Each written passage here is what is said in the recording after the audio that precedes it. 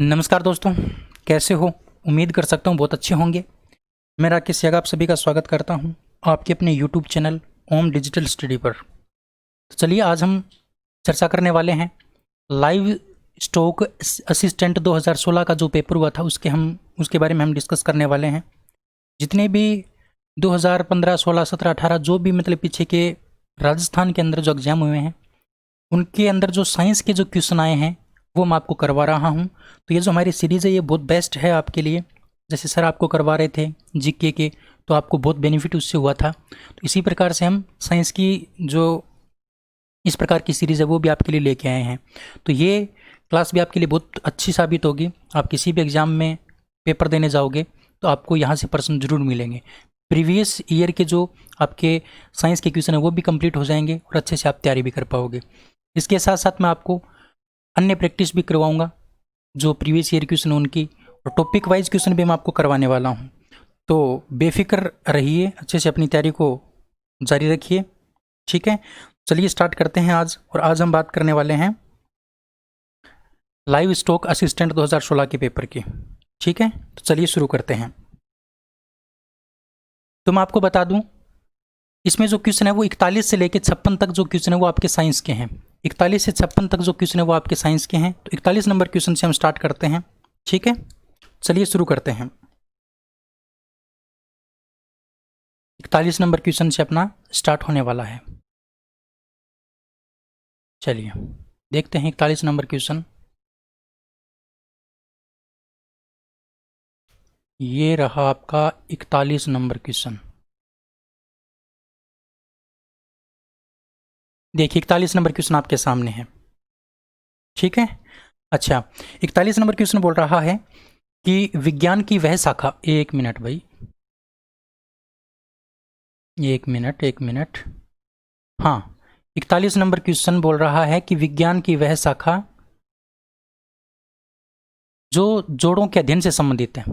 विज्ञान की वह शाखा जो जोड़ों के अध्ययन से संबंधित है। जोड़ों के अध्ययन से विज्ञान की कौन सी शाखा है, यानी जोड़ों का अध्ययन किस विज्ञान में किया जाता है, ये क्वेश्चन आपसे पूछा है। तो ध्यान रखना, जोड़ों का जो अध्ययन है दोस्तों वो ऑर्थोलॉजी में किया जाता है। ऑप्शन नंबर इसका जो 3 है वो बिल्कुल क्या हो जाएगा, करेक्ट हो जाएगा। ऑर्थोलॉजी में किसका अध्ययन होता है, जोड़ों का अध्ययन होता है। ध्यान रखना, जोड़ों का अध्ययन। अच्छा, एक है ओस्टियोलॉजी। ओस्टियोलॉजी में जो अध्ययन आपका होता है वो होता है अस्थियों का अध्ययन, यानी हड्डियों का अध्ययन। हड्डियों का या फिर अस्थियों का जो अध्ययन है वो ओस्टियोलॉजी में होता है। मायोलॉजी के अंदर आपका मांसपेशियों का अध्ययन होता है। किसका अध्ययन होता है, मांसपेशियों का अध्ययन। ठीक है, मांसपेशियों का अध्ययन आपका मायोलॉजी में होता है। और हिस्टोलॉजी के अंदर आपका ऊतकों का अध्ययन होता है। किसका अध्ययन होता है, ऊतकों का अध्ययन। ध्यान रखना, तो मैंने सारी बातें आपको बता दी। 41 नंबर जो क्वेश्चन था आपका वो पूछा था कि जोड़ों के अध्ययन से संबंधित विज्ञान की कौन सी शाखा होती है। तो इसका आपका करेक्ट आंसर था ऑर्थोलॉजी। ओस्टियोलॉजी में अस्थि का अध्ययन, मायोलॉजी में मांसपेशी का अध्ययन और हिस्टोलॉजी में आपका ऊतकों का अध्ययन होता है। इसी प्रकार से आपको 42 नंबर क्वेश्चन दे रखा है कि अस्थि की मध्य गुहा में जिसमें वायु या फिर द्रव भरा होता है वो क्या कहलाती है। यानी हड्डी जो होती है, इस प्रकार से हड्डी, इस हड्डी के मध्य के अंदर, इस हड्डी के मध्य के अंदर या तो हवा भरी होती है, वायु भरी होती है, या फिर कोई द्रव पदार्थ भरा होता है। तो इस गुहा को क्या कहा जाता है, इस खाली स्थान या फिर गुहा को क्या कहा जाता है। तो इसको कहा जाता है मेरे प्यारे दोस्तों साइनस। क्या कहा जाता है, साइनस कहा जाता है। और साइनस को क्या बोलते हैं, अस्थि मज्जा बोलते हैं। इसको अस्थि मज्जा के नाम से भी जाना जाता है। तो ये जो साइनस होती है यही, इसी में क्या भरा होता है, द्रव पदार्थ भरा होता है। और यहीं से क्या होता है, आपका रक्त का निर्माण होता है, ब्लड का निर्माण होता है। तो इस द्रव पदार्थ की गुहा को हम क्या कहते हैं, इस गुहा को हम बोलते हैं साइनस। क्या बोलते हैं, साइनस बोलते हैं। ऑप्शन नंबर ए जो है वो आपका क्या हो जाएगा, बिल्कुल करेक्ट हो जाएगा। ऑप्शन नंबर ए आपका बिल्कुल क्या है, करेक्ट है। उम्मीद कर सकता हूँ आपको ये क्वेश्चन समझ में आ गया होगा। आगे बढ़ते हैं, नेक्स्ट क्वेश्चन की बात करते हैं। 43 नंबर क्वेश्चन आपके सामने है कि निम्नलिखित में से कौन कोशिका के अंतःकंकाल एवं परिवहन तंत्र के रूप में कार्य करता है। दोस्तों जो कोशिका होती है उस कोशिकांग के उस कोशिका के उस अंग का नाम आपको बताना है जो अंतःकंकाल और परिवहन तंत्र के रूप में काम करता है। तो दोस्तों उस कोशिकांग का नाम है आपका अंतःप्रद्वी जालिका। अंतःप्रद्वी जालिका जो होती है वो क्या करता है, कोशिका को मजबूती प्रदान करने का काम करता है। अब हमारे शरीर को मजबूती प्रदान कौन करता है, हड्डियां करती हैं। और हड्डियों को हम क्या बोलते हैं, कंकाल तंत्र बोलते हैं। इसीलिए इस अंतः पृथ्वी जालिका को कोशिका का कंकाल तंत्र भी कहा जाता है या फिर अंतः कंकाल के नाम से भी इसको जाना जाता है। अच्छा, परिवहन तंत्र का काम क्यों करती है? क्योंकि परिवहन के रूप में क्या करती है ये, मतलब राइबोसोम हो गया या फिर प्रोटीन हो गया, है ना, या फिर वो जो आपका वसा होती है उसका परिवहन करने का काम भी कौन करती है? अंतः पृथ्वी जालिका करती है ना। अंतः पृथ्वी जालिका का परिवहन करने का काम भी होता है, इसलिए अंतः पृथ्वी जालिका को अंतः कंकाल और परिवहन तंत्र के नाम से जाना जाता है। अच्छा, अंतः पृथ्वी जालिका की खोज किसने की थी? तो ध्यान रखना, पोर्टर नाम का एक व्यक्ति था। पोर्टर नाम का एक व्यक्ति था, उसने इस अंतः पृथ्वी जालिका की खोज की थी। जो इंपॉर्टेंट बात आपको ध्यान रखनी है, ठीक है। तो इसकी खोज पोर्टर नाम के वैज्ञानिक ने कर दी। और दोस्तों मैं आपको बता दूं, जो आरबीसी होती है, रेड ब्लड जो सेल होती है, उसके अंदर ये अंतः पृथ्वी जालिका नहीं पाई जाती। अंतः पृथ्वी जालिका किसके अंदर अनुपस्थित होती है? तो आरबीसी के अंदर अनुपस्थित होती है। आरबीसी के अंदर ये मतलब अंतः पृथ्वी जालिका नहीं पाई जाती है, ठीक है। तो उम्मीद कर सकता हूँ ये क्वेश्चन बड़े अच्छे से आपको समझ में आया होगा। ऑप्शन नंबर 3 आपका क्या है? बिल्कुल करेक्ट आंसर है। अच्छा, 44 नंबर क्वेश्चन की बात करते हैं। तो 44 नंबर क्वेश्चन है कि वह पशु जिसकी कशेरुक दंड की अस्थियों का सूत्र C7 TH18 L6 S5 और CO15 से 21 होता है। तो दोस्तों ये जो आपका कशेरुक दंड यानी रीढ़ की जो हड्डी होती है, रीढ़ की हड्डी का निम्न सूत्र किसके अंदर होता है? तो दोस्तों ध्यान रखना, ये जो सूत्र होता है ये होता है आपका घोड़े के अंदर। किसके अंदर होता है? घोड़े के अंदर होता है। और दोस्तों मैं वैसे आपको बता दूं, ये जो क्वेश्चन है पशुओं से संबंधित क्वेश्चन आपके एग्जाम में बहुत कम पूछे जाते हैं। पशुओं से संबंधित जो क्वेश्चन है वो आपको केवल और केवल डॉक्टर लाइन जो होती है, पशुओं की डॉक्टर लाइन जो हम बोलते हैं, जिसको वेटेनरी बोलते हैं, उसी में क्वेश्चन ज़्यादा पूछे जाते हैं। तो ज़्यादा आपको टेंशन लेने की आवश्यकता नहीं है।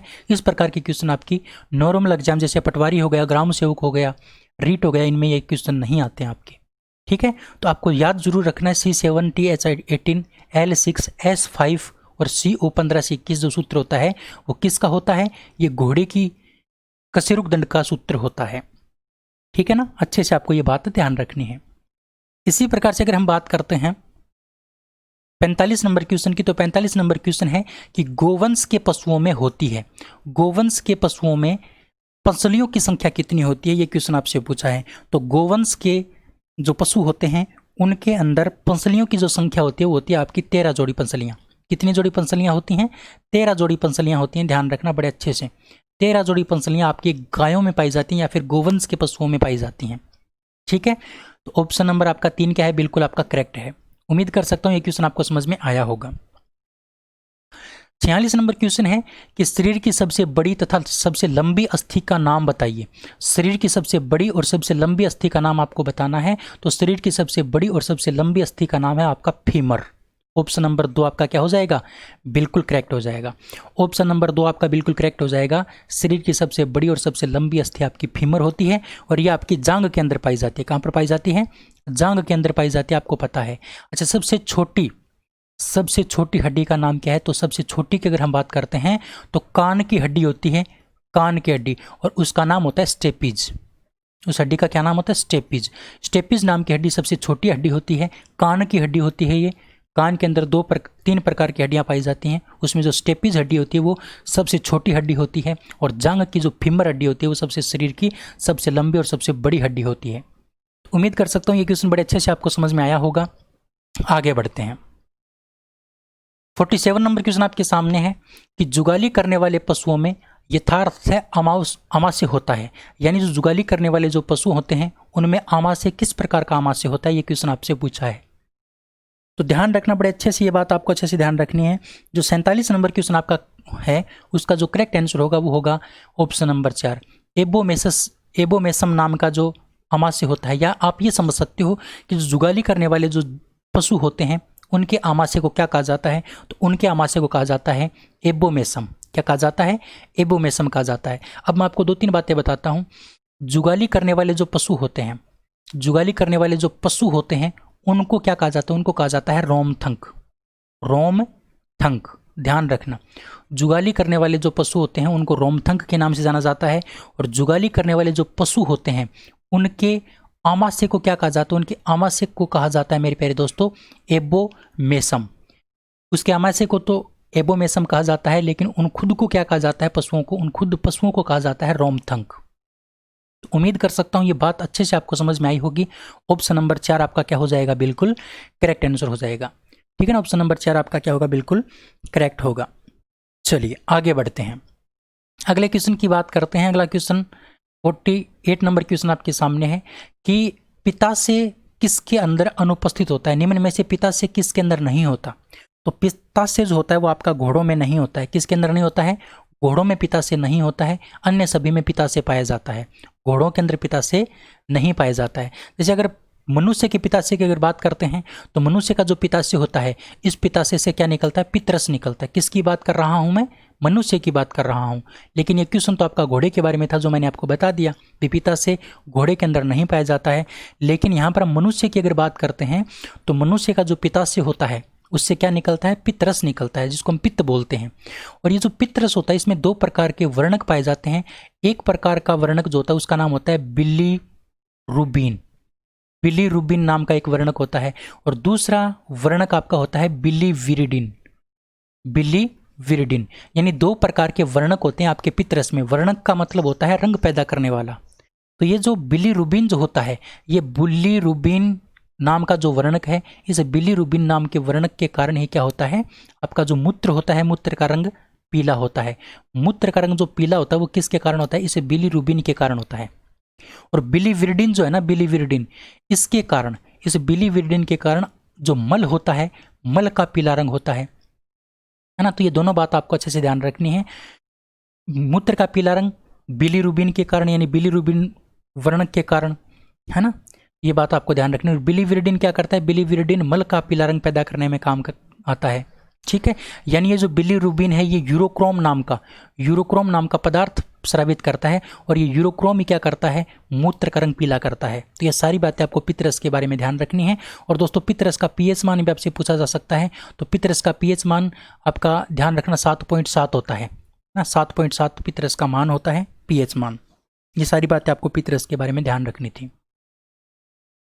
अगले क्वेश्चन की बात करते हैं। तो अगला क्वेश्चन आपके सामने है कि मूत्र में आरबीसी की उपस्थिति क्या कहलाती है, यानी मूत्र के अंदर आरबीसी की उपस्थिति क्या कहलाती है। तो ध्यान रखना मेरे प्यारे दोस्तों, आरबीसी की उपस्थिति कहलाती है, बड़ी अच्छे से आपको ये बात समझनी है।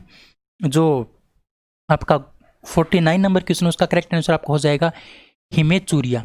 हिमेचूरिया किसको कहा जाता है, मूत्र के अंदर आरबीसी की उपस्थिति। और मूत्र के अंदर अगर हीमोग्लोबिन की उपस्थिति होती है तो उसको क्या बोला जाता है, हीमोग्लोबुनीरिया बोला जाता है। हीमोग्लोबुनीरिया किसको कहा जाता है, आरबीसी, मूत्र के अंदर हीमोग्लोबिन की उपस्थिति। और मूत्र के अंदर जब आरबीसी की उपस्थिति होती है तो उसको कहा जाता है हिमेचूरिया। ये बड़े अच्छे से आपको ये क्वेश्चन ध्यान रखना है और बड़ा इंपॉर्टेंट क्वेश्चन है और अच्छे लेवल का क्वेश्चन है, आपको ये भी पता होना चाहिए।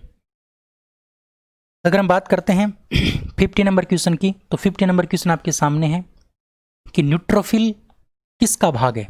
न्यूट्रोफिल किसका भाग है, तो मैं आपको बता दूं जो न्यूट्रोफिल होता है वो सबसे पहले तो डब्ल्यूबीसी का भाग होता है। और डब्ल्यूबीसी में भी आपकी एक ग्रेनुलोसाइट नाम का एक भाग होता है डब्ल्यूबीसी का। यानी डब्ल्यूबीसी को 2 भागों में बांटा जाता है, एक ग्रेनुलोसाइट, एक ग्रेन्युलोसाइट, है ना, और एक ग्रेनुलोसाइट। 2 प्रकार की ये डब्ल्यूबीसी होती हैं। और इस डब्ल्यूबीसी में जो ग्रेनुलोसाइट होता है उसका भाग क्या होता है, आपका न्यूट्रोफिल होता है। क्या होता है, न्यूट्रोफिल होता है। ठीक है ना, इस ग्रेनुलोसाइट में आपका न्यूट्रोफिल भाग होता है। और दोस्तों मैं आपको डब्ल्यूबीसी के बारे में अगर बात बताऊं तो इस न्यूट्रोफिल किसका भाग है, तो न्यूट्रोफिल आपका श्वेत रक्त कणिका के ग्रेनुलोसाइट भाग का भाग है। तो ऑप्शन नंबर ए आपका क्या हो जाएगा, बिल्कुल करेक्ट हो जाएगा। अच्छा, डब्ल्यूबीसी की बात करते हैं तो डब्ल्यूबीसी को सैनिक कोशिकाएं भी कहा जाता है। क्या कहा जाता है, सैनिक कोशिकाएं। अच्छा, इनको सैनिक कोशिकाएं क्यों कहा जाता है, क्योंकि ये हमारे शरीर की रोगों से रक्षा करती हैं। जिस प्रकार से आतंकवादियों से हमें सैनिक बचाते हैं, हमारे देश की रक्षा करते हैं, उसी प्रकार से हमारे शरीर की रक्षा कौन करते हैं, ये डब्ल्यूबीसी करते हैं। इसीलिए इनको क्या कहा जाता है, सैनिक कोशिकाएं कहा जाता है। अच्छा, डब्ल्यूबीसी के बारे में आपको 2-3 बातें ध्यान रखनी है। एक नंबर बात तो आपको ये ध्यान रखनी है कि सबसे बड़ी डब्ल्यूबीसी कौन सी होती है। सबसे बड़ी डब्ल्यूबीसी का क्या नाम है, तो सबसे बड़ी डब्ल्यूबीसी का नाम है आपका मोनोसाइट। क्या नाम है, मोनोसाइट। सबसे बड़ी डब्ल्यूबीसी का नाम आपका मोनोसाइट है। दूसरी बात करते हैं तो सबसे छोटी डब्ल्यूबीसी का नाम आपका होता है लिम्फोसाइट। क्या नाम होता है, लिम्फोसाइट। लिम्फोसाइट सबसे छोटी होती है। अच्छा, सबसे अधिक मात्रा में यानी सर्वाधिक मात्रा में पाई जाने वाली WBC कौन सी होती है? तो सर्वाधिक मात्रा में आपकी पाई जाती है न्यूट्रोफिल। क्या पाई जाती है? न्यूट्रोफिल पाई जाती है। तो ये 3 बातें आपको ध्यान रखनी है WBC के बारे में। उम्मीद कर सकता हूँ आपको ये बातें अच्छे से समझ में आ गई होगी, है ना। सबसे बड़ी WBC का नाम मोनोसाइट है, सबसे छोटी जो आपकी WBC होती है उसका नाम लिम्फोसाइट है, और सर्वाधिक मात्रा में पाई जाने वाली जो WBC होती है उसका नाम आपका न्यूट्रोफिल है। तो ऑप्शन नंबर ए आपका बिल्कुल क्या था? करेक्ट था। बात करते हैं 51 नंबर क्वेश्चन की। तो 51 नंबर क्वेश्चन आपके सामने है कि शरीर की वह क्षमता जो उसे किसी रोग विशेष से लड़ने की शक्ति प्रदान करता है, यानी हमें रोगों से लड़ने की शक्ति जो प्रदान करता है उसको हम क्या बोलते हैं? प्रतिरोधक क्षमता बोलते हैं। और प्रतिरोधक क्षमता को हम इंग्लिश में क्या बोलते हैं? विज्ञान की भाषा में क्या बोलते हैं? तो उसको हम इम्यूनिटी बोलते हैं। क्या बोलते हैं? इम्यूनिटी सिस्टम बोलते हैं। तो ऑप्शन नंबर आपका क्या हो जाएगा? 3 बिल्कुल करेक्ट हो जाएगा। यानी रोग प्रतिरोधक क्षमता जो हमें रोगों से लड़ने की क्षमता प्रदान करती है उसको इम्यूनिटी कहा जाता है। ऑप्शन नंबर 3 आपका क्या हो जाएगा? बिल्कुल करेक्ट हो जाएगा। और इस इम्यूनिटी से तो आप अब अच्छे से मतलब इसके बारे में समझ गए होंगे, क्योंकि कोरोना वायरस ने आपकी हर प्रकार की ज़िंदगी को तबाह करके रखा है, तो इम्यूनिटी को तो आप भूल भी नहीं सकते, है ना। चलिए बात करते हैं 52 नंबर क्वेश्चन की। तो 52 नंबर क्वेश्चन आपके सामने है कि ग्लाइकोजन किसका उदाहरण है? तो दोस्तों मैं आपको बता दूं, ग्लाइकोजन जो होता है वो एक प्रकार का पॉलीसेकेराइड होता है। क्या होता है? पॉलीसेकेराइड होता है। यानी ग्लाइकोजन होता क्या है? तो देखिए, ग्लाइकोजन ग्लूकोज के अणुओं का समूह होता है। ग्लूकोज के अणुओं का क्या होता है? समूह है। यानी बहुत सारे ग्लूकोज के अणु आपस में जुड़ करके किसका निर्माण कर देते हैं? ग्लाइकोजन का निर्माण कर देते हैं। यानी बहुत सारे ग्लूकोज के अणु आपस में जुड़ करके ग्लाइकोजन का निर्माण कर देते हैं। इसका मतलब जो ग्लाइकोजन होता है वो एक प्रकार का ग्लूकोज के अणुओं का समूह होता है। अब समूह का मतलब क्या होता है? यानी कई प्रकार के ग्लूकोज के अणु आपस में जुड़ के किसका निर्माण कर देते हैं? ग्लाइकोजन का निर्माण कर देते हैं। और जब इस प्रकार की कई श्रृंखलाएं आपस में जुड़ जाती हैं, कई प्रकार की संरचनाएं आपस में जुड़ जाती हैं, तो उस श्रृंखला को हम बोलते हैं पॉली श्रृंखला। क्या बोलते हैं? पॉली श्रृंखला। और दोस्तों ग्लूकोज एक प्रकार का सेकेराइड होता है। क्या होता है? एक प्रकार का सेकेराइड। तो इसमें ग्लाइकोजन की अगर हम बात करते हैं तो यानी ग्लूकोज तो एक प्रकार का सेकेराइड है और कई प्रकार के ग्लूकोज हैं, इसका मतलब ये क्या हो गया? पॉलीसेकेराइड हो गया। तो ध्यान रखना, ग्लाइकोजन एक प्रकार का पॉलीसेकेराइड है।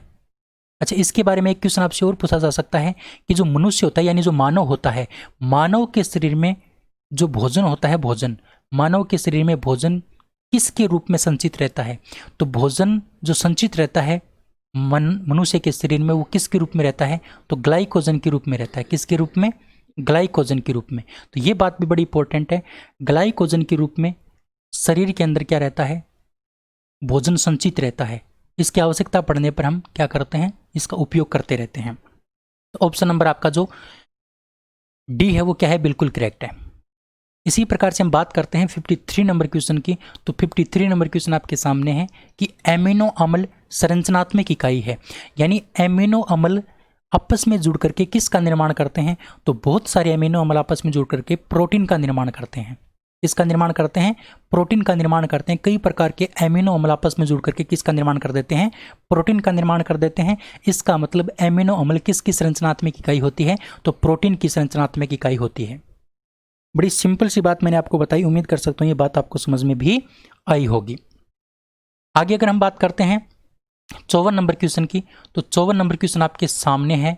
ये रहा 54 नंबर क्वेश्चन कि रतौंधी रोग किसकी कमी से होता है? तो भाई दोस्तों ये तो आपने 4th 5वीं क्लास में पढ़ा है। रतौंधी रोग जो होता है वो विटामिन ए की कमी से होता है। किसकी कमी से होता है?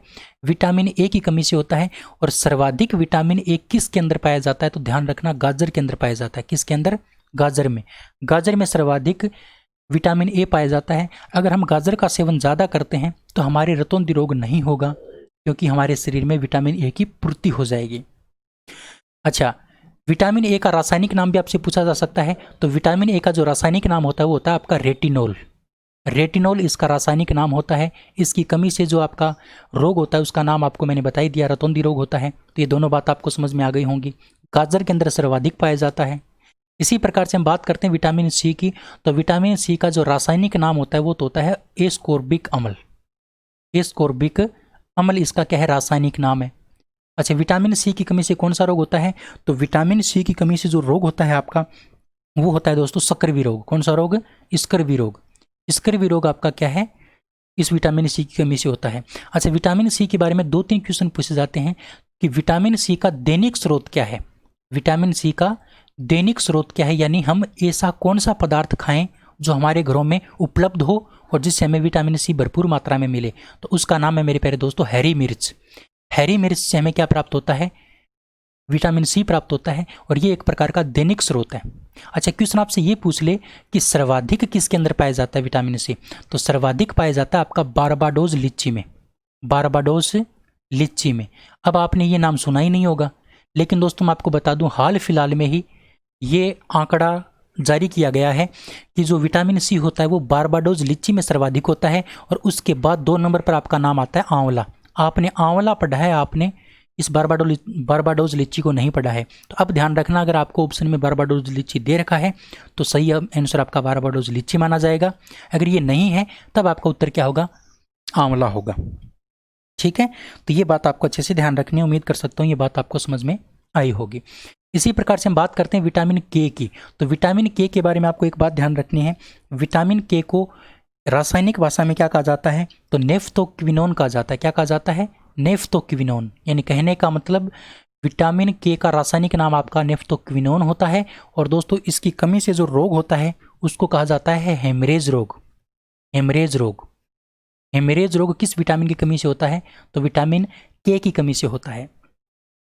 इसी प्रकार से हम बात करते हैं विटामिन डी की। किसकी बात करते हैं, विटामिन डी की बात करते हैं। तो विटामिन डी का जो रासायनिक नाम है वो है मेरे दोस्तों कैल्सीफेरोल। कैल्सीफेरोल, कैल्सीफेरोल इसका रासायनिक नाम है विटामिन डी का। और इसकी कमी से आपका रिकेट्स रोग होता है बच्चों के अंदर। बच्चों में तो रिकेट्स रोग होता है और बड़े व्यक्तियों में रिकेट्स के जैसे एक रोग होता है जिसको बोलते हैं ओस्टियोमेलेशिया। ओस्टियोमेलेशिया, ओस्टियोमेलेशिया नाम का जो रोग होता है वो होता तो रिकेट्स के जैसा ही है, लेकिन ये रिकेट्स तो सिर्फ बच्चों में होता है और ये जो ओस्टियोमेलेशिया होता है ये बड़े व्यक्तियों में होता है। ठीक है ना, तो ये दोनों बात आपको विटामिन डी के बारे में ध्यान रखनी थी। उम्मीद कर सकता हूँ ये क्वेश्चन आपको बड़े अच्छे से समझ में आ गया होगा। बात करते हैं हम 55 नंबर क्वेश्चन की। तो 55 नंबर क्वेश्चन आपके सामने है कि घेंघा रोग किसकी कमी से होता है। घेंघा रोग किसकी कमी से होता है, तो भी घेंघा रोग हमारे गले से संबंधित होता है और गले में हमें किसकी आवश्यकता पड़ती है, आयोडीन की आवश्यकता होती है। तो आयोडीन की कमी से घेंघा रोग होता है और इस घेंघा रोग को हम क्या बोलते हैं, गलगंठ रोग भी बोलते हैं। गलगंठ रोग भी बोलते हैं, इसको हम गाइटर रोग भी बोलते हैं, है ना। यानी आयोडीन की अगर कमी हो जाएगी तो आयोडीन की कमी होने पर हमारा थायरोक्सिन हार्मोन नहीं बनता है, थायरोक्सिन हार्मोन की कमी आ जाएगी और थायरोक्सिन हार्मोन की अगर कमी हो जाएगी तो क्या हो जाएगा, गलगंठ या फिर गाइटर या फिर घेंघा रोग हो जाएगा। और इस रोग में होता क्या है, हमारी जो थायराइड ग्रंथि होती है, हमारी जो थायराइड ग्रंथि होती है वो क्या होती है, सूज करके नीचे लटक जाती है, उसमें सूजन आ जाती है और गला सूज जाता है, यानी उसमें सूजन आ जाती है ना। तो आयोडीन की कमी से क्या होता है, आपका घेंघा रोग होता है, जो आपको अच्छे से ध्यान रखना है। उम्मीद कर सकता हूँ ये क्वेश्चन अच्छे से आपको समझ में आया होगा। इसी प्रकार से बात करते हैं 56 नंबर क्वेश्चन की। आज का लास्ट क्वेश्चन आपका है कि 1 ग्राम हीमोग्लोबिन द्वारा वहन की जाने वाली ऑक्सीजन कितनी होती है। यानी 1 ग्राम आपका जो हीमोग्लोबिन होता है उसमें कितनी ऑक्सीजन पाई जाती है, तो उसमें ऑक्सीजन पाई जाती है 1.36 मिलीलीटर।